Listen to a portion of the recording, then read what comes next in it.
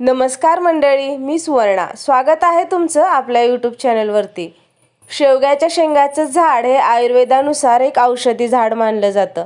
शेवगाची पानं तसेच शेंगा खाण्याचे अनेक फायदे आहेत. यामध्ये protein, amino acid, beta carotene, calcium, fibre असे अनेक पोषक घटक आढळतात. त्याचप्रमाणे हिमोग्लोबिनची पातळी सुधारण्यासाठी सुद्धा शेवग्याच्या शेंगा फायदेशीर ठरतात. संधिवात रुग्णांसाठी सुद्धा शेवगाच्या शेंगा खाण्याचा फायदा होतो. वजन कमी करण्यासाठी सुद्धा मदत होते. शेवग्याच्या शेंगा साखरेची पातळी नियंत्रणात ठेवतात. त्याचप्रमाणे ब्लड प्रेशर आणि कोलेस्ट्रॉल सुद्धा नियंत्रणात ठेवतात. असे शेवग्याच्या शेंग खाण्याचे एक नाही तर अनेक फायदे आहेत. आज मी तुमच्याशी शेअर करणार आहे अतिशय सोप्या पद्धतीने झटपट होणारी पण अतिशय चविष्ट अशी शेवग्याच्या शेंगाची आमटी. चला तर मग वेळ न घालवता रेसिपीला सुरुवात करूया. शेवग्याची भाजी बनवण्यासाठी इथे मी शेवग्याच्या शेंगा घेतलेल्या आहेत.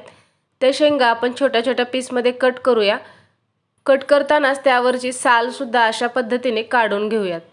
सांबर बनवताना तर आपण आवर्जून शेवगाच्या शेंगाचा वापर करतोच, पण शेवगांच्या शेंगांपासून बऱ्याच प्रकारे भाजी बनवली जाते. ह्या शेंगा सुक्यासुद्धा केल्या जातात. त्याच पद्धतीने डाळीमध्ये टाकून याची आमटी बनवली जाते, कूट टाकून याची आमटी बनवली जाते, तर काही जण कांदा टोमॅटोची पेस्ट टाकून सुद्धा भाजी बनवतात. कढई गरम झालेली आहे. आता आपण त्यामध्ये तेल घालून घेऊया. तेल व्यवस्थित गरम झाले की त्यामध्ये आपण घालूयात 1 चमचा मोहरी. मोहरी व्यवस्थित तडतडली की त्यामध्ये घालूयात 1 चमचा जिरं. तर यामध्ये आपल्याला शेवगाच्या शेंगा घालायच्या आहेत आणि त्या तेलामध्ये व्यवस्थित परतून घ्यायच्या आहेत. शेवग्याची आमटी बनवताना अशा पद्धतीने सुरुवातीला शेंगा परतून घेतल्या की शेवग्याचा जो एक कच्चा वास असतो तो निघून जातो. सुरुवातीला या शेंगांमध्ये थोडंसं मीठ घालूया आणि आणखीन परतून घेऊया. त्यामुळे शेवग्याच्या शेंगा खाताना खूप चविष्ट लागतात. भाजीमध्ये सुद्धा टेस्ट छान उतरते. तर यामध्ये घालूयात आलं लसणाची पेस्ट. या ठिकाणी मी 1 चमचा आलं लसूण पेस्ट घातलेली आहे. पेस्टसुद्धा मिनिटभर परतून घेऊयात. यामध्ये घालूयात 2 चमचे शेंगदाण्याचं कूट. आपण शेंगदाण्याचं कूट घालून शेवग्याची चविष्ट अशी आमटी बनवणार आहोत. यामध्ये घातलेलं आहे अर्धा चमचा जिरे धने पूड, पाव चमचा हळद. या ठिकाणी घालूयात 1.5 चमचा काळं तिखट. काळ्या तिखटाऐवजी तुमचं ठेवणीतलं तिखट वापरा आणि चवीप्रमाणे मीठ. सुरुवातीलाही आपण मीठ वापरलेलं आहे त्यामुळे त्याचा अंदाज घेऊनच मीठ घालायचं.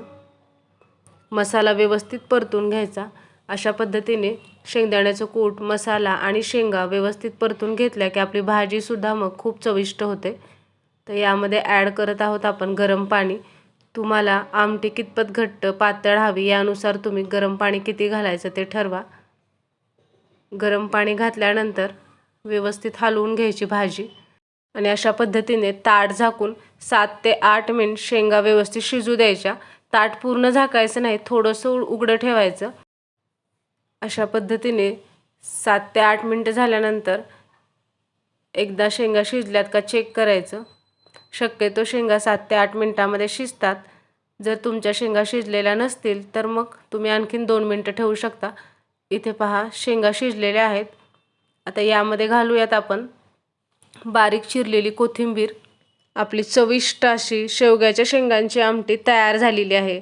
भाकरीसोबत तर ही आमटी अप्रतिम लागते. चपातीसोबत, भातासोबत सुद्धा छान लागते. मग मंडळी, कसा वाटला हा व्हिडिओ आवडला असेल तर लाईक करा, शेअर करा, सबस्क्राईब करा.